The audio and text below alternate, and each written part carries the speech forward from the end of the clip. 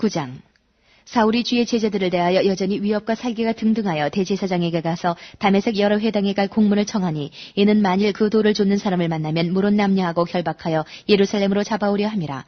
사울이 행하여 다메섹에 가까이 가더니 호련히 하늘로서 빛이 저를 둘러 비추는지라. 땅에 엎드러져 들음에 소리있어 가라사대, 사울아 사울아 내가 어찌하여 나를 핍박하느냐 하시거늘, 대답하되 주여 니시오니이까. 가라사대 나는 내가 핍박하는 예수라. 내가 일어나 성으로 들어가라. 행할 것을 내게 이를 자가 있느니라 하시니, 같이 가던 사람들은 소리만 듣고 아무도 보지 못하여 말을 못하고 섰더라. 사울이 땅에서 일어나 눈은 떴으나 아무것도 보지 못하고 사람의 손에 끌려 다메섹으로 들어가서 사흘 동안을 보지 못하고 식음을 전폐하니라. 사도행전 9장의 말씀은 사도 바울의 회심의 장면이 있는 유명한 장면이죠. 특별히 그 배경이 되는 다메섹은 왕이 자주 바뀌는 곳이에요. 그러니까 현재 우리가 수리아라고 알고 있는 곳이고, 과거 아람 군대, 아람 나라, 아람이었고, 또 유대 다이담 때 유대가 또 이곳을 다스렸고, 다시 아람이 차지하고 이스라엘의 그 갈비 옆에서 쿡 찌르는 가시와 같은 아람이 되었고, 또 아수르 바벨론의 지배를 받았고, 페르시아, 바사의 지배를 받은 다음에 로마에까지 넘어갔어요. 현재 이 사도 사울이 이제 바울되는 그 장면은 로마의 통치하에 있었고, 그 로마의 통치하에서 이곳 다메섹은 아주 크게 번성을 하게 되어서 그곳에 그 유명한 로마의 이제 도로가 있죠. 그 모든 길은 로마로 통한다 하는 그 새로운 신장로, 그걸 성경에서 직가다. 그 길가고 하는 것은 자연의 그 형상을 따라서 부비통부비통 날 수밖에 없는데, 인공적인 그 스트레이트 스트리트죠. 직가가 있는 그런 부흥된 도시가 되었던 것입니다. 이 다메섹은 그 근동의 유대와 이스라엘을 포함해서 근동의 땅을 연결하는 이제 그 왕의 도로와 그 큰 중앙도로의 교차점에 있는 아주 지리학적으로, 지정학적으로 중요한 곳입니다. 이 다메섹이 유명한 것은 특별히 아람의 군대장관 나아만이 그 열왕기하 5장에 나오는 것과 같이 나아만이 이제 그 자기의 군중병을 고치러 나오는 그런 그 나아만이 유명한 그 아람이었어요. 아람의 수도였어요. 이곳에 이제 배경이 되는데, 이 배경의 의미는 우리가 굳이 이제 이것을 어떤 그 의미로 볼 것 같으면, 세상에 그 하나님을 믿지 아니한 자들은 그 마음의 주인이 수시로 바뀌는 것을 볼 수가 있어요. 뭐 그런 것이 상징한다고 볼 수 있습니다. 짧게 얘기를 하여서. 그곳에 이제 스데반의 그 핍박으로 인하여서, 스데반이 죽는 그 핍박을 당하죠. 그로 인하여서 예루살렘에 있던 예수를 믿는 수많은 성도들이 이제 그 인근에 헬라 또 이 다메섹으로 피신을 하였는데, 사울은 이들이 다메섹에서 또 예수를 잘 믿고 사는 꼴을 보지 못하고 예루살렘으로 잡으러 오는 것이었습니다. 그러니까 마치 그 북한의 이탈자들, 탈북민들을 김정은은 잡아서 뭐 죽이기도 하고 이제 그 굉장한 핍박을 가하죠. 율법, 자기들의 믿는 그 율법의 유대교의 이탈자들을 도로 잡아들이는데 열심인 이러한 것을 볼 수가 있어요. 자기가 믿는 걸 지나 잘 믿으면, 올바로 믿으면 되는데, 왜 남이 믿는 그러한 것도 간섭을 하고 자기들의 의를 내세우기 위해서 다른 옳은 길을 가려고 하는 사람을 핍박을 하느냐, 이런 문제가 있는 것입니다. 그래서 이 다메섹은 이제 그 율법과 그 탄압의 그 중심점에 서 있는 지역이 됐어요. 그런데 재밌는 것은 이러한 이 다메섹은 이방 지역인 거예요. 그런데 식민 생활하는 유대인들이 어떻게 이방 지역에 자기들 그 백성을 그 치안권을 행사할 수 있느냐, 뭐 이런 질문이 있을 수가 있어요. 그거에 대해서 또 뭐 여러 사람들이 그 유대의 그 분봉왕과 당시에 그 식민 통치라는 로마와 뭐 좋은 관계가 있어서 그 정도의 권한은 자기들이 위임을 받았다, 뭐 이런 해석들도 하고 다양한 해석이 있어요. 그런데 오늘 이제 장면은 하나님의 그 자연적인 개입으로서 이러한 이탈자를 잡아들이는 사울을 하나님께서 이제 포로로 잡는 장면이죠. 이러한 장면인데 우리가 이것을 얘기하기 전에 먼저 또 우리 현재 우리나라에 이제 또 일어나는 현상을 하나를 최근에 이제 탈북민을 만나서 얘기하는 가운데 당신들은 북쪽에서 종교 생활을 하지 않았느냐? 그러니까 그 아주 사악한 종교 생활이죠. 그러니까 하나님을 대체하여 김일성이 자리에 들어선 그러한 종교 생활을 열심히 하고, 그런데 그들은 24시간을 그 잘못된 교시의 이야기, 그 사탄의 그 왜곡된 말을 가지고 종교 생활을 했으니까 마치 과거 불당에서 새벽마다 예불을 드리던 사람은 교회 생활할 때도 새벽 기도 나와서 열심히 빌어 제끼는 것처럼 당신들도 남쪽에 와서 교회를 다니면 금방 적응하겠다, 이러한 얘기를 한번 했더니 그들의 이야기가 뭐라고 그러냐면 남한교회는 북한의 김일성이보다 더 악독하다, 이렇게 표현하더라고요. 뭐 그 얘기를 더 얘기하고 싶지는 않은데 교회를 나갔더니 어떻게 그렇게 뭐 칭롱풀이 칭칭 휘감듯이 자기들 그 나온 그 탈북자들이 교회를 나오기만 하면은 휘감아서 교회에 어떤 사람을 만들기 원하는데 자기들은 그 교회의 얘기와 언어가 다르다라는 거예요. 하여튼 여러 가지 그 현재 문제가 있습니다.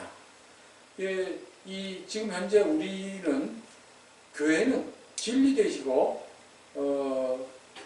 또 아버지의 사랑 되신 예수를 우리가 알고 기쁨으로 나아가야 되는데 이게 인간의 조직으로서 어떤 그 칙령들과 같이 얽어맨 자리로서 변질이 된 것이에요. 이것이나 지금 사울이 하는 짓거리나 똑같은 것이죠. 그런데 그러한 그 종교로서 타락을 하는 그곳에 호련히 하늘로부터 빛이 임합니다. 오늘은 이제 그 주제가 그 빛 대신 하나님의 그 빛이 임하는 것을 주로 이제 우리가 말씀으로 받고자 하는 것입니다. 그런데 이 사울은 그곳에서 그 자기의 다메섹에서 자기가 이제 그 예수를 믿는다고 하는 그런 그 그리스도인들을 잡아들이는데 자기들은 그걸 마땅히 여겼더라, 이렇게 얘기합니다. 그러니까 이것을 쉽게 얘기해서 회심 전에 사울은 매우 사악하였다. 양심이 잘못된 선입견을 가져서 잘못된 것을 보고 그것을 이제 행하는 그런 모습을 볼 수가 있어요. 그런데 이 마땅히 여겨라는 말을 우리가 다시 또 이렇게 원어를 찾아보고 무슨 의미인가 더 깊이 찾아보면 그 내용은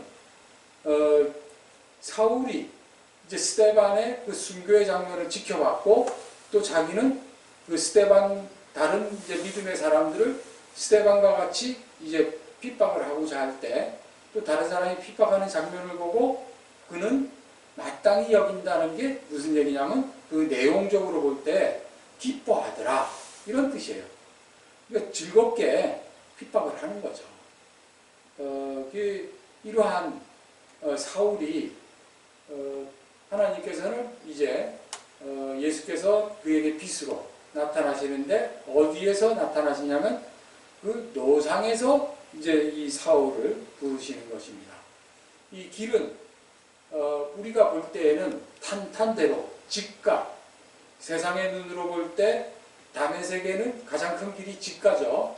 그 직가에 탄탄대로 자기가 볼 때에는 옳은 길, 틀림이 없다고 하는 그 당당하게 가고 있는 사울에게 예수께서 나타나셔서 이제 부르시는 장면인 겁니다.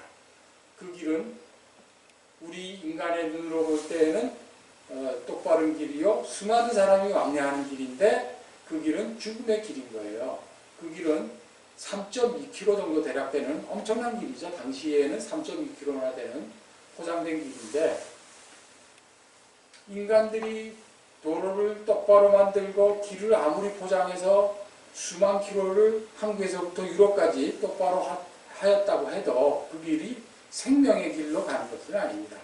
길이요 진리요 생명 대신 예수는 예수에게 붙들려서 가야 되는 길인 것입니다.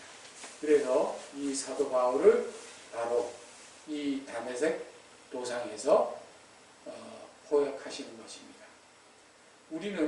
우리가 하나님을 믿을 수가 없어요. 하나님은 영이시고 진리이신데 우리는 이 땅에 발붙이고 살면서 내 욕심대로 살아가는데, 우리를 잡아들이시는 사도 바울을 낚아채듯이 우리를 빛으로 비추셔서 붙잡아들이시는, 승리하시는 하나님, 이것이 복음이에요. 복음은 내가 하나님을 이긴 게 복음이 아니고 생명이신 하나님이 죽음인 나를 잡아들이는 게 복음이에요. 사도행전 8장 3절 같이 읽도록 하겠습니다. 사울이 교회를 장렬할세 각 집에 들어가 남녀를 끌어다 오매느니라. 우리가 이제 성경을 읽을 때 성경의 용어를, 그 언어를 바르게 읽을 수 있는 능력이 있어야 돼요. 이 본문의 간단한 이제 이 8장 3절은 오늘 본문 중에서 이 사울이 하는 일이 뭐냐를 설명하는 건데, 이 각 집에 들어가, 이 집이라는 건 이제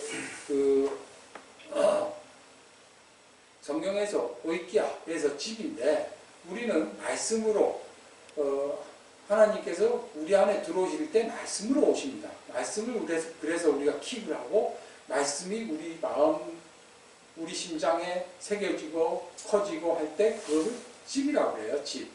그래서 예수님께서 내가 아버지로 간다, 아부로 간다, 이게 말씀이라고 그랬죠. 지난 시간에도. 그 집이에요. 그 집에 이제 쳐들어가서 그런 의미를 가지고 있는 거예요. 남녀를 끌어다가, 성경 창세기에 보면 이제 1장에 남녀를 창조하신 그 남녀, 이 남과 여 한 몸이 되는데, 그 예수 그리스도를 영접하고 우리는 신부고 생명 없는데 신랑이신 예수를 우리가 영접하고 하는 이러한 이제 그 믿음의 사람이 되는데, 이를 옥에 넘긴다. 옥은 이 성경에서 쭉 찾아보면 특별히 신약에서 사도행전에서 거의 다가 나와요. 사도행전에서 한 20여 회 이 옥이 나와요. 그러니까 옥이란 것은 자유가 없는 그곳이죠. 그러니까 사울은 옥에 갇힌 자로서 옥으로 사람들을 도로 당기는 역할을 하는 거죠. 예수는 자유케 하러 오셨어요. 우리는 말씀을 받아서 우리가 이 땅에 갇혀 있다가 하늘이 되고 진리가 되어서 자유케 되죠. 이 땅을 깨트리고 나온 게 애굽에서 광야로 나온 거예요. 그것이 완성은 아닌데 구원의 여정의 처음 시작이 이제 땅에 갇힌 자에서 자유의 이 광야로 나오는 거죠. 광야를 거쳐서 이제 가나안으로 들어갑니다. 그런데 이 사울은 도로 율법의 옥에 넘기기를 열심을 부렸던 거예요. 그래서 예수를 모르고 그 진리를 모르는 사람은 반드시 이러한 핍박의 자리에 서게 되는 것입니다. 그래서 교회도 진리를 바르게 전하는 교회가 있다고 치면은 그 교회는 세상에 잘못된 교회들이 핍박을 하게 돼 있어요. 그런데 그들은 자기들이 어디에 갇혀 있는지 볼 수가 없는 거예요. 그게 아주 신기한 일인데 사람들은 내가 믿어서 예수를 알게 되는 줄 착각을 합니다. 절대로 그러한 일을 잊을 수 없어요. 그런데 하나님께서는 이제 창세전부터 준비하신 그릇 사울을 이러한 핍박자의 자리를 통하여서 이제 부르시는 장면이 임합니다. 그럴 때 빛이 호련히 임하였다. 그러니까 하나님의 그 신비한 예수님의 그 신비한 임하심이 호련이라는 말에 이제 들어있는 거죠. 그리고 그는 하늘로부터 오는 음성도 들었어요. 그래서 이제 이 사울이 이제 바울이 되는 장면인데, 사울은 큰 자, 이렇게 번역하기도 하고 구하는 자, 이렇게 얘기하기도 하는데, 바울이라고 하는 것은 이제 로마식 이름으로서 작은 자예요. 파울로스. 이제 게라시아와 같이 작은 자. 이 사울이 하나님의 택하신 자인데, 이 사도행전 현재는 9장이죠. 9장 앞에 7장과 8장에서 스데반의 핍박과 이제 이러한 장면이 드러나는데, 그 중에 먼저 사울의 이름이 3번이나 언급이 됩니다. 그래서 사도행전 7장 58절 같이 보면, 성 밖으로 내치고 돌로 칠세 증인들이 옷을 벗어 사울이라 하는, 이렇게 이제 스데반의 순교 장면인데, 사울 앞에 옷을 줍니다. 그러니까 증인들이 옷을 벗어 사울한테 주는데, 옷은 이제 예수의 말씀에 의하면 속옷과 겉옷이 있어요. 이 진리를 겉옷이라고 그러고, 이제 속옷은 이제 우리가 겉옷을 덧입어야죠, 진리의 옷을. 그런데 여기서도 이제 돌로 치는 장면이 나오죠. 우리가 아골골자 돌 무더기가 되는 것처럼 스데반이 또 돌 무더기가 되어서 이제 아골의 골짜기를 거쳐서 가나안 들어가듯이 이제 또 돌무더기를 거쳐서 이제 하나님의 백성들이 이 땅에서 이끌려 나오는 장면에 유사성을 가지고 있어요. 그래서 사울은 이 7장에서 그 옷을 받는 진리를 이제 받아야 되는 사울의 모습이 있고, 또 8장에는 사울이 아까 전에 이제 옥에 넘기는, 그럴 때도 사울이 주어로 나오고 사울이 여러 번 나오죠. 지금 무슨 얘기를 하면 사울이 예수를 만나는 장면은 이미 그에게 눈에 보이는 이러한 말씀이 있었다는 거예요. 물론 사울은 가말리엘의 그 수제자로서 율법에 융통한 학자였죠. 그런데 그는 그럼에도 불구하고 그 율법 안에 테두리의 철옹성과 같은 율법의 철옹성을 깨뜨리지 못하였던 것이에요. 그거를 깨뜨려 주었더니 사울이 이제 스데반의 설교를 들었어요. 말씀을 들었어요. 그 말씀이 사울을 깨뜨린 거예요. 그러니까 예수가 나타나셨죠. 빛으로 호련히 비추셨어요. 그렇게 나오신 예수의, 자기는 자기의 탄탄대로 대제사장의 공문을 받아서 자기의 옳은 의의 길, 이 세상의 눈으로 볼 때 보무도 당당하게 가는데 스데반의 그 설교가 귀에 들어왔고 그 옷을 받았고, 이러한 장면들을 통해서 이미 하나님의 말씀이, 그 율법의 새로운 해석을 해주는 그 순간, 직가를 가던 사울에게 빛으로 사울이 깨어지는 장면인 거예요. 하늘로부터 음성이 들립니다. 너가 미워한 것은 바로 나다. 그러니까 사울이 대답하되 주여 누시오니까, 이렇게 묻습니다. 이 바리새인들이 눈에 볼 때에는 가시와 같은 예수쟁이들을 이제 이 사울은 처치하러 다니는 중인데 너는 나를 미워한다.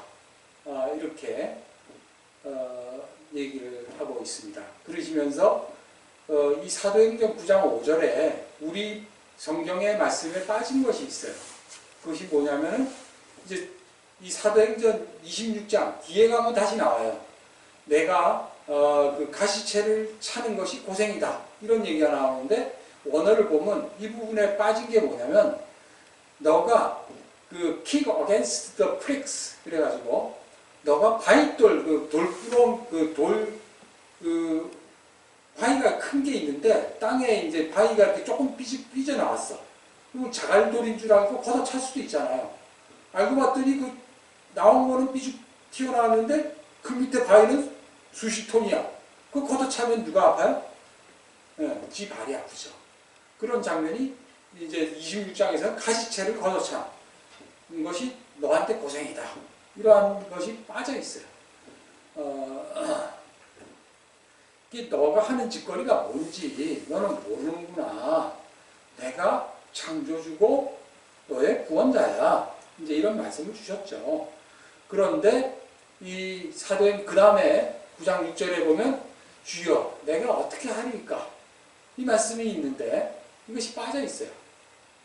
우리 번역에는 이 빠져 있고 일어나라 이렇게 말씀이 있습니다.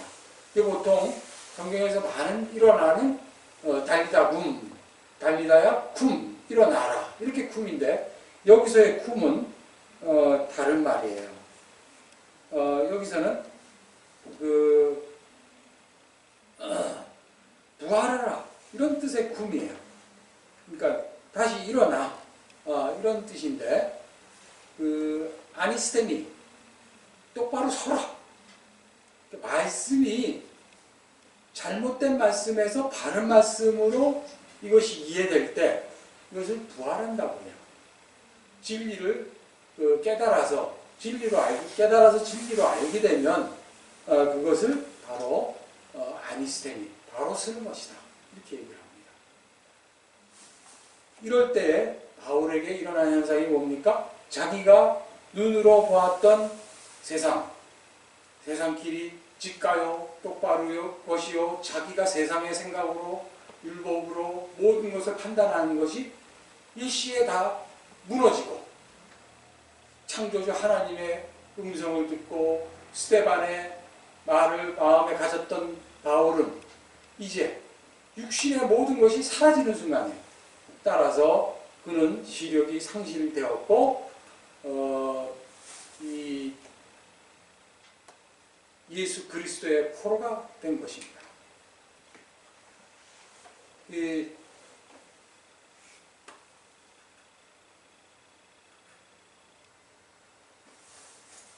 이 장면을 우리가 이 호련히 빛이 비추는 장면을 다시 볼 것 같으면 요한복음 1장에 이제 빛이 먼저 등장을 해요. 그러니까 성경을 창세기가 있고 가장 나중에 기록된 게 요한복음이죠. 이 요한복음은 성경을 마무리를 짓는데 그 요한복음의 1장 4절 같이 읽도록 하겠습니다. 그 안에 생명이 있었으니 이 생명은 사람들의 빛이라. 빛이 어둠에 비치되 어둠이 깨닫지 못하더라. 이렇게 되어 있어요. 이 말씀은 창세기에 이제 첫 1장 1절 태초에 베레시시 있고 1장 2절 땅이 혼돈하고 공허하고 이렇게 있죠. 그 다음 3절 바로 하나님이 가라사대 빛이 있으라 하심에 빛이 있었고 이 장면이 있어요.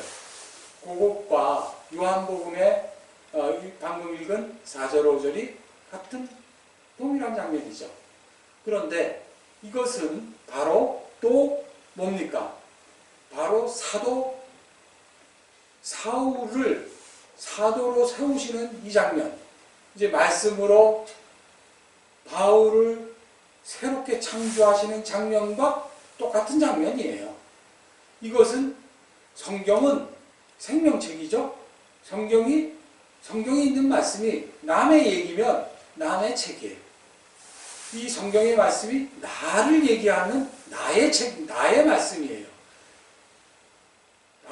사울을 부르시는 장면은 우리는 처음으로 태어날 때부터 하나님의 아들로서 하나님의 상속자로서 빛과 번쩍하게 이 땅에 태어난 게 아니고 이 땅에는 우리는 마치 예수가 말구유에 세상의 짐승들의 먹이로 오신 것처럼 우리도 이 땅에서는 구실구질한 삶을 사는 것처럼 보여요.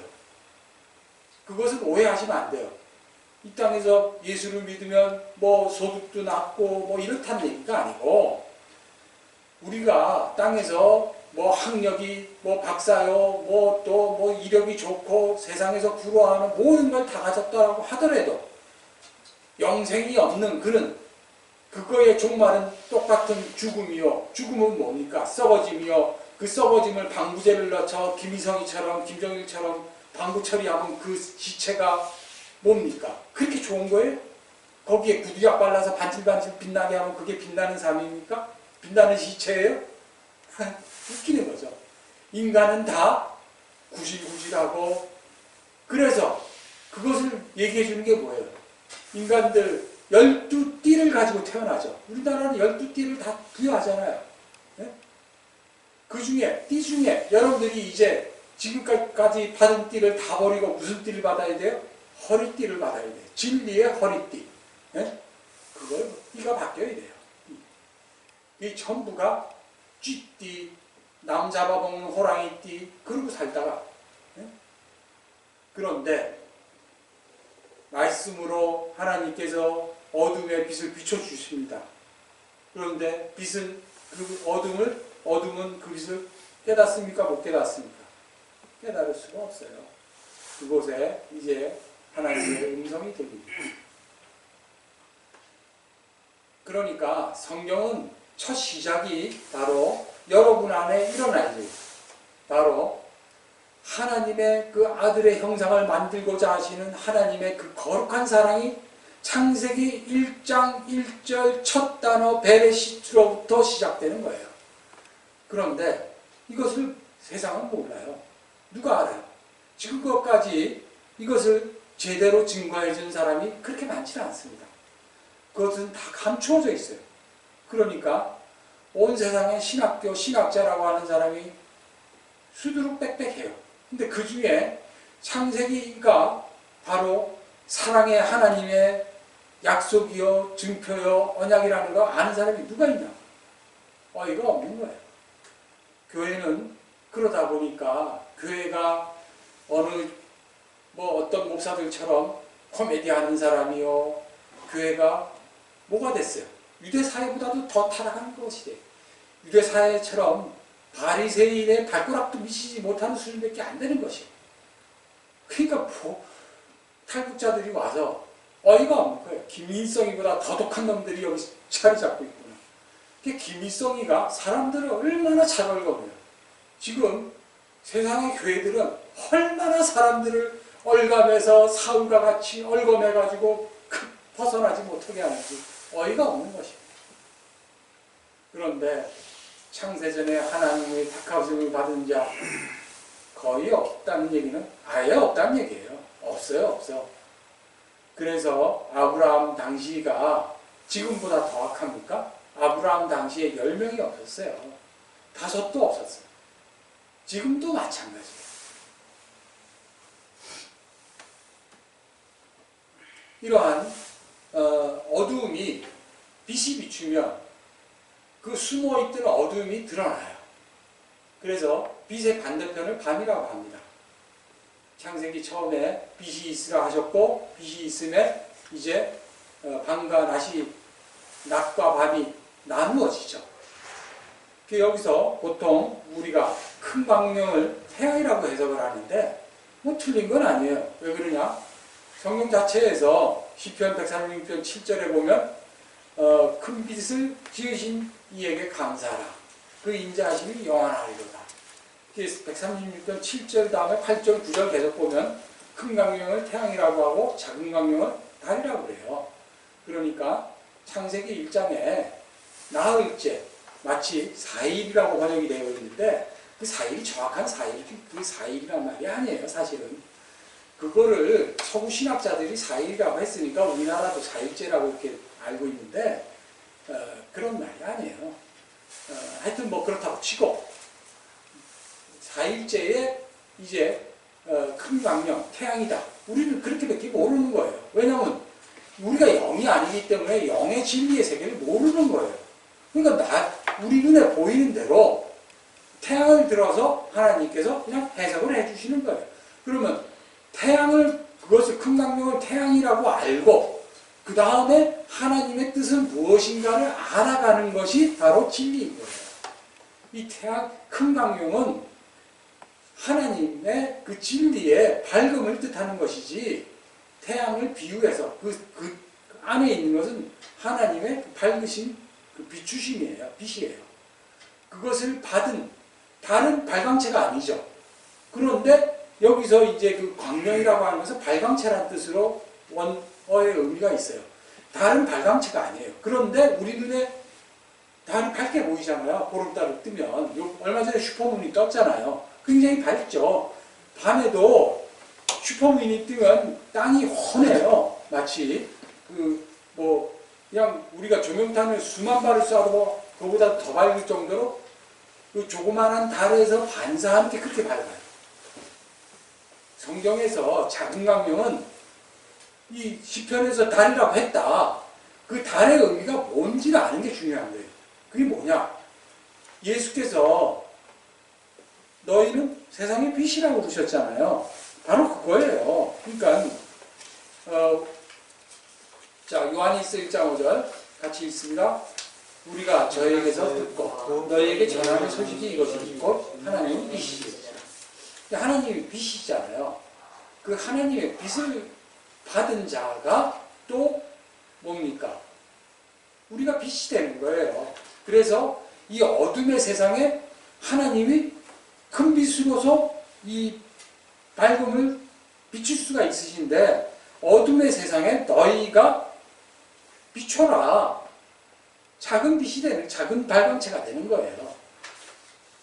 우리 안에 말씀의 집이 지어지고 자유함이 있고 이 자유를 증거할 때 그는 바로 빛이 되는 거죠.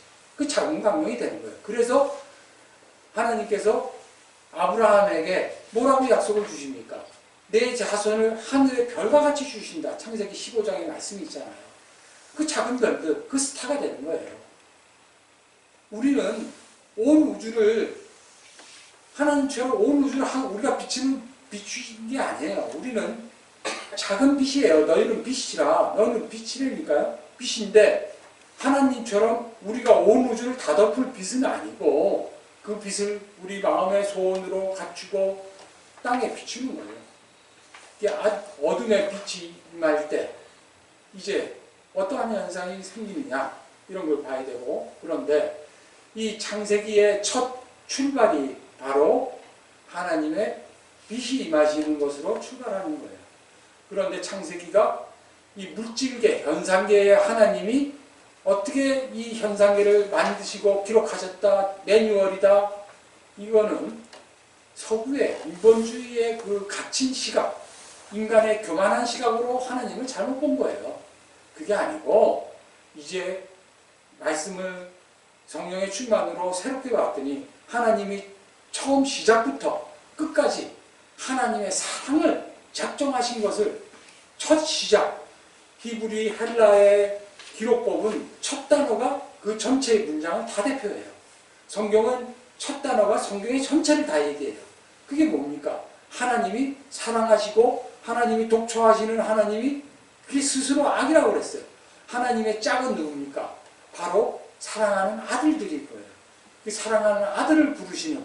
그러니까 우리는 여잔데 이제 생명 대신 그리스도를 받아서 우리가 생명을 잉태하고 아들이 되고 아들을 놓는 거예요. 예수를 놓는 거예요. 그 사랑의 언약의 출발이 창세기 1장의 첫날이라고 표현된 거, 이튿날이라고 표현된 거 이렇게 해서 제7 안식으로 끝나죠. 그 다음 8일이 와요. 이러한 창세기의 얘기는 물질계의 창조가 아니에요. 그러니까 창조과학회는 참으로 그 어이가 없는 거예요. 그런데 그 당시에는 그것이 예수를 증거하는 굉장히 뭐라 할까? 참 성실하고 신실한 자들이, 지혜 있는 자들이 창조하게 만들었어요. 그게 김영준 교수 아니에요. 그런데 그들은 땅에 갇혀 있어요. 아직도.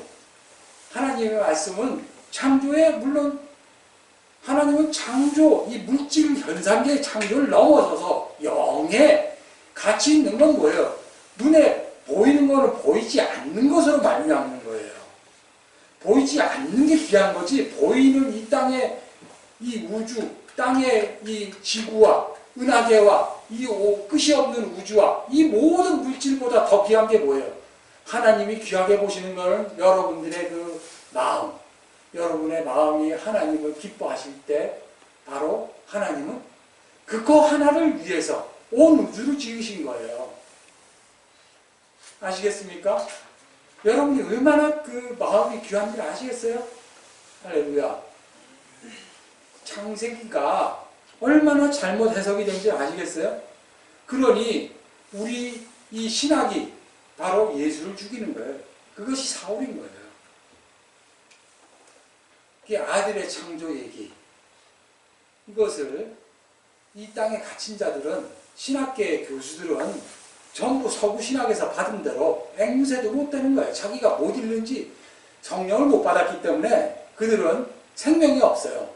그러니까 지금 예배 드릴 때 무당짓거리 장단하고 똑같아요. 지금 예배 드리는데 꽃갈 씌워주고 칼춤 하나 달아주면 덩실덩실, 그게 뭐예요? 엑스타시. 마음이 허전하니까 무당짓거리를 하고 있는 거라니까. 그 자기들이 뭔지도 몰라. 그 창세기 1장이 틀리니까 창세기 1장과 요한계시록 22장은 짝이에요. 1장이 틀렸고 끝이 틀렸어. 가운데는 1장과 끝을 이야기해 주는 게 가운데 성경의 말씀이에요. 예수가 우리를 위하여 얼마나 하나님이 사랑하시느냐, 그 사랑의 얘기가 가운데 있는데 처음과 끝이 틀렸는데 가운데가 맞을 택이 있나. 그러니까 해석이 안 되니까 예배 드린다고 하면서 맨 결이 돼. 무슨 결이 돼야 합니까? 돈 많이 내, 돈. 그러면 저기 뭐 성경한다. 맨 사기치고 있는 거예요. 사기치고 있어요. 그게 바로 유대예요. 유대. 지금 유대인들의 바리새인과 그 율법사들의 발꿈치 떼도 못 따라가는 사람들이 지금 교회를 하고 있다니까. 성경을 한 글자, 그 첫 태초에는 시점을 얘기하는 게 아니고 그 태초, 영어로 in the beginning, 시작. 그것은 하나님의 역사하심의 그 의미를 나타내는 거예요. 그러니까 하나님의 말씀의 빛이, 하나님의 빛이 임하고 하늘의 음성이 들리고 하는 그 순간, 이제 하나님의 역사하시는 그 순간을 얘기하는 거예요. 서구의 이런 해석들은 틀려요. 그래서 마태복음 7장 13절 같이 읽도록 하겠습니다. 좁은 문으로 들어가라. 멸망으로 인도하는 문은 크고 그 길이 넓어 그리로 들어가는 자가 많고, 이렇게 되어 있죠. 그러니까 좁은 길이란 길은 성경에 바로 나오지 않죠. 좁은 문으로 들어가고 그 다음에 그 길은 넓은 것은 뭐예요? 넓은 길이죠. 그 다음에 그 길로 들어가는 자가 이제 적다고 하는 14절에 이어서 생명으로 인도하는 문은 좁고 길이 협착하다. 그 좁은 문과 길이 협착한 것은 좁은 길이 되는 거죠. 찾는 자가 적음이라. 이 땅에서는 그러니까 진리를 찾는 자가 적다. 마치 몇 명이 있는 것 같죠? 아예 없다는 얘기예요. 이 성경의 표현인 거예요. 성경은 그 표현을 잘 배우셔야 돼요. 마치 몇 사람은 진리의 길, 좁은 길을 찾아가는 것처럼 보여요. 절대로 안 그렇습니다. 사도가 아니라 사울을 하나님이 포획하신 것처럼 작정하신 자, 내 음성을 듣는 내 아들, 내 양은 하나님이 포획하는 것을, 그것을 복음이라고 그러는 거예요. 하나님이 승리하시는 거. 지 마음대로 가는데 세상에는 한 명도 없어. 그런데 단 몇 명을 포획하시죠. 그것이 하나님의 승리예요. 우리 교회는 지금 성도가 5만 명도 안 돼요. 5만 명도 되지 않은 조그마한 교회가 무슨 진리를 선포하냐. 세상이 비웃어요. 지금 내가 5만 명이라고 그랬죠? 5만 명이 뭐예요? 성경의 말씀을 뒤에서 이렇게 바로 거꾸로 읽어야 바로 읽는다. 이제 5명도 안 돼. 그러니 얼마나 세상에서 비웃겠어. 너희가 뭐 진리를 알아. 자기들은 진리를 다 독점했어. 30만 명, 100만 명이 모여서 우글우글거려. 이게 팥죽류의 알들 놓은 거. 물고기 때 닭들이 다그닥닥닥닥닥 물고기 알 놓은 것처럼 세상에는 신학 박사, 신학 석사, 신학 뭐 수많은 저기 뭐야 성령 충만한 자, 성령을 막 팔아먹어. 얼마나 돈벌이가 잘 되는 자가 많은지 몰라. 글로 가는 길은 아예 8차선이 아니라 20차선이 아니라 30차선이 넘어. 가고 그 죽음으로 가는 직가가 쫙 깔려있대. 쫙 깔려있어. 우리 교회는 아무도 못 옵니다. 노아의 방주가 누가 탔어요? 누가? 믿음의 백성, 하나님의 가족만 타는 거예요. 저희 교회는 올 수 있는 꿈을 못 꾸는 곳이에요. 진리의 시온성은 아무나 다니는 곳이 아닙니다. 이 세상에 혼돈과 썩어짐의 가정에 갇혀 있어요.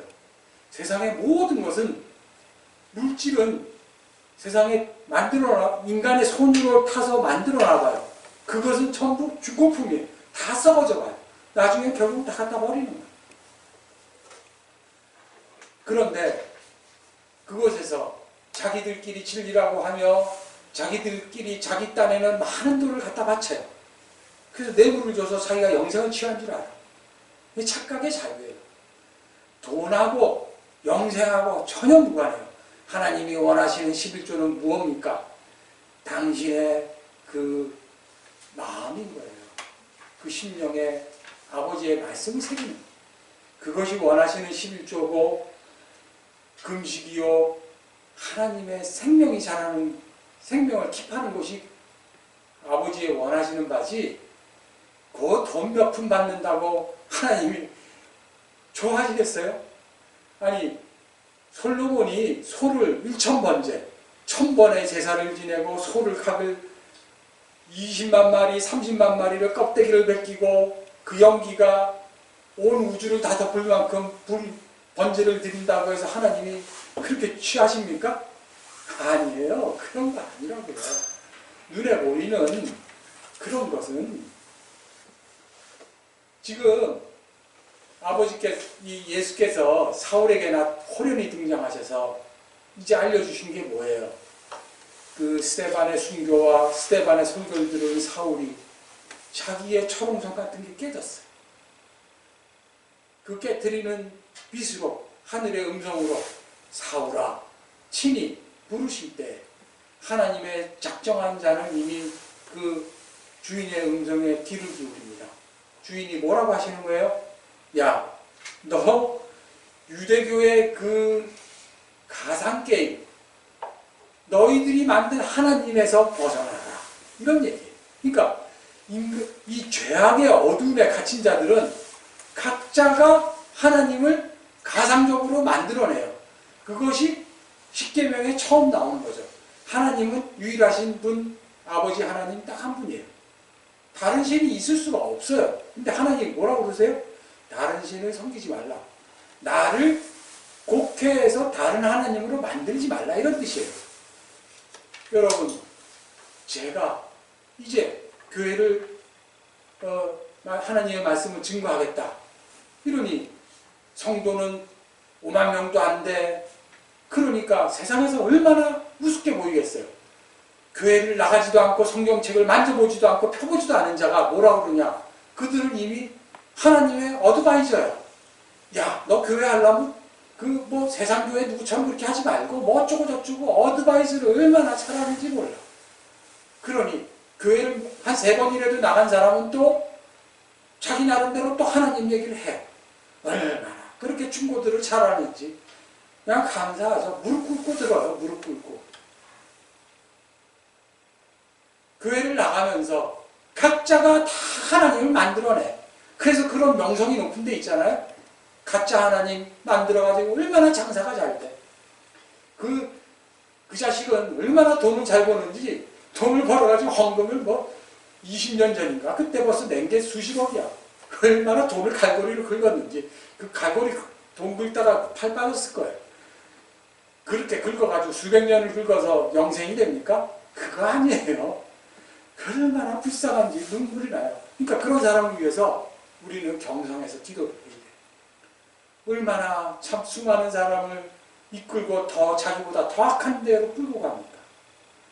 그보다 더 큰 지옥의 마귀가 어디 있겠어요? 우리는 가슴을 찢어서 그런 사람을 위해서 기도를 해줘야 돼요.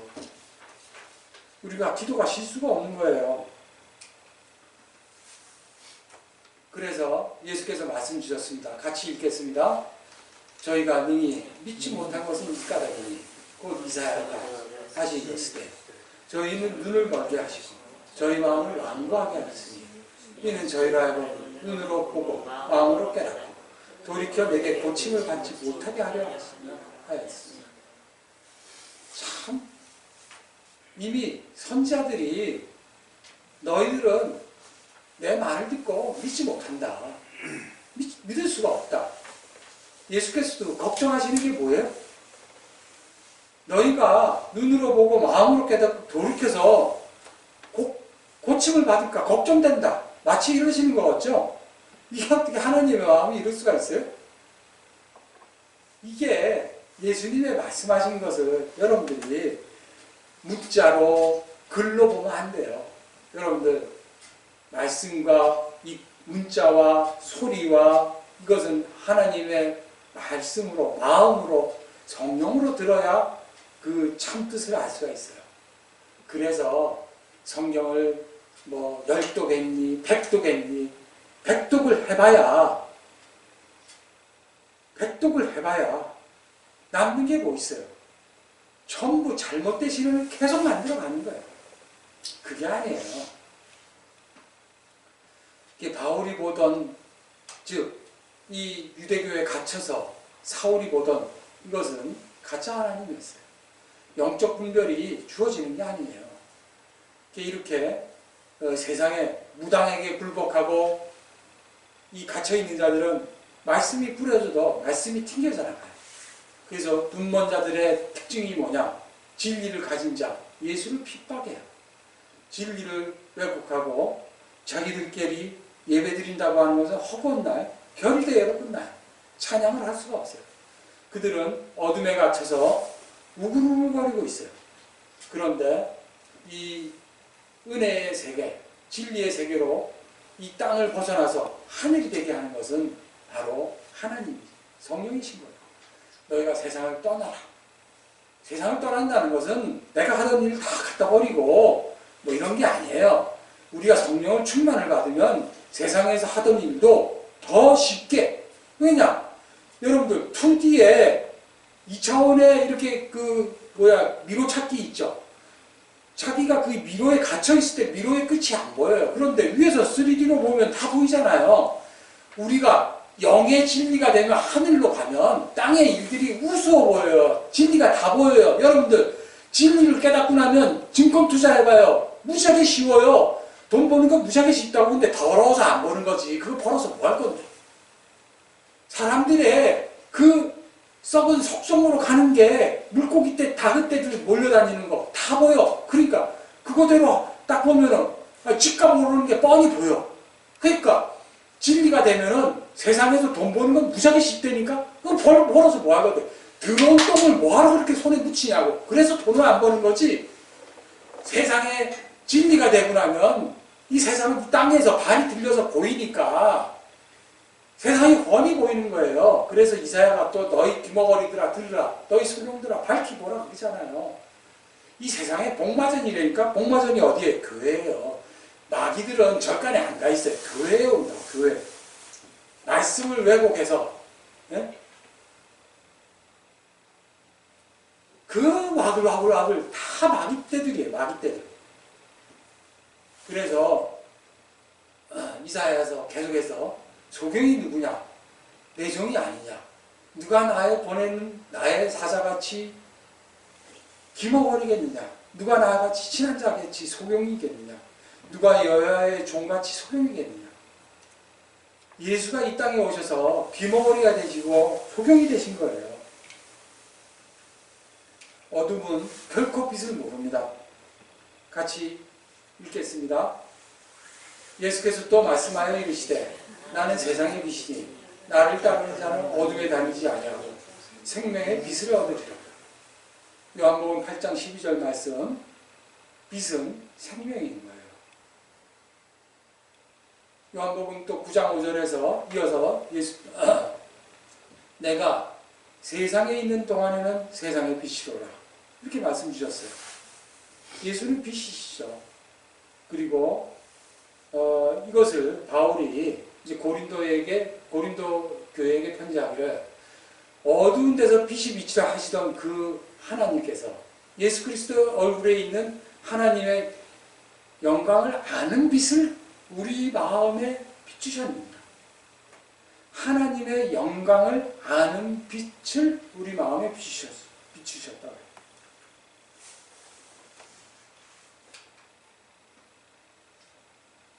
그 빛을 받은 우리는 세상의 빛이라고 말씀하셨습니다. 에베소서 5장 8절 같이 있습니다. 너희가 전에는 어둠이더니 이제는 주 안에서 빛이라. 빛의 자녀들처럼 하라. 이게 바로 이제 빛을 받은 빛의 자녀들, 진리가 된 사람들의 이제 성경에서 원하시는 말씀이에요. 이제 성도는 빛에 의해 어둠에서 나와서 다시 어둠으로 들어갑니다. 그러니까 그 아브라함의 자손들이 하늘의 별이 되죠. 어둠의 별이에요. 어둠에 비추는 별. 성도는 그 광명한 빛을 먼저 보았어요. 예수의 사울이 육의 눈이 멀죠.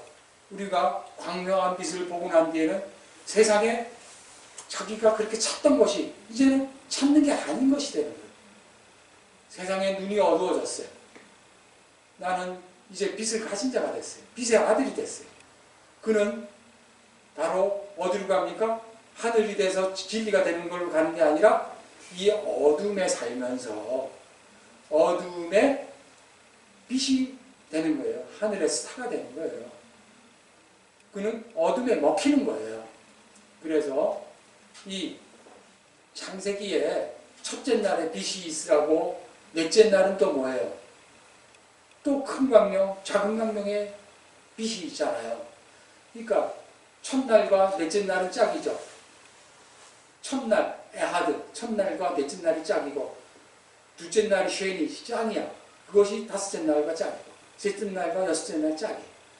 넷째 날에 큰 광명, 우리가 큰 광명을 본 자, 사울이 이제 깨어져서 바울이 되면 이제 작은 광명으로서 우리가 세상에 빛이 되는 거예요. 우리는 창조주가 아닙니다. 우리는 피조물이에요. 우리는 죄인이에요. 하지만 이 죄 안에 세상된 죄악에서 우리를 건져내시고 우리 안에 빛을 심으신 하나님의 그 빛을 우리가 하나님의 자녀가, 빛의 자녀가 되어서 이제 세상에 나가서 하늘 진리의 별로서 세상을 비추는 것이에요. 그래서 아브라함에게 아브라함이 이제 그 정복을 끝내고 돌아와서 318의 자기들의 그 가손 데리고 가서 무수 찾아오죠. 그러고 나서 이제 이 마음이 허전한 아브라함에게 하나님이 나타나세요. 12장에서 약속을 주셨고 15장에서 다시 이제 그 약속의 후손을 다시 말씀을 주십니다. 같이 있습니다. 그를 이끌고 밖으로 나가 이르시되 하늘을 우러러 물결을 셀 수 있나 보라. 또 그에게 이르시되 내 자손이 이와 같으리라. 바로 이것은 누구를 뜻하시는 겁니까? 이제 빛의 자녀가 된 여러분, 믿음의 선조 아브라함과 똑같은 삶을 살게 하는 빛의 자녀, 우리가 바로 이것이에요. 그러니까 세상에서 볼 때, 세상의 눈으로 볼 때 잘 나가는 사람들이 있죠. 그걸 뭐라 그래요? 스타라고 그러죠. 연예계의 스타, 연예인, 또는 군대에서 그 별을 닮은 뭐라 그래요? 그걸 스타라고 그러잖아요. 그 세상이 다 부러워하죠. 그걸 똥별이라고 그래요. 똥별. 그 자기가 잘나가지고 별 됐죠. 얼마나 성실하게 땅에서 충성을 다해서. 그거 나쁜 거 아니에요. 그렇게 최소한 별은 달아야죠. 최소한 별 달라고 하면 또 그것도 말도 안 되고. 하여튼 뭐 별 달면 됐고. 그런데 우리는 그런 것이 목적지가 아니에요. 장로 중에 대통령이 나왔는데 그 대통령 그것이 별입니까? 어둠에 빛을 비췄어요? 아니에요. 땅에서 지그들끼리 얼마나 타락을 했는지 결정적 증거가 되는 거 아니에요? 그런 자들을 통해서 결국은 어디로 가는 겁니까? 참 말씀을 깨닫고 빛으로 나오시길 바랍니다. 아멘. 할렐루야. 사울과 같이 우리의 갇힌 바, 우리는 갇힌 한계를 인식을 할 수가 없어요. 그런데 성령의 빛과 말씀의 임함이 있을 때 그것에 귀를 기울이는 자는 하나님이 분명히 불러서 깨트려 주시고 빛의 자녀로 삼아 주시는 것을 믿으시기 바랍니다. 아멘. 같이 기도하겠습니다. 사랑의 아버지 하나님 은혜 감사합니다. 저희들은 갇힌 자이나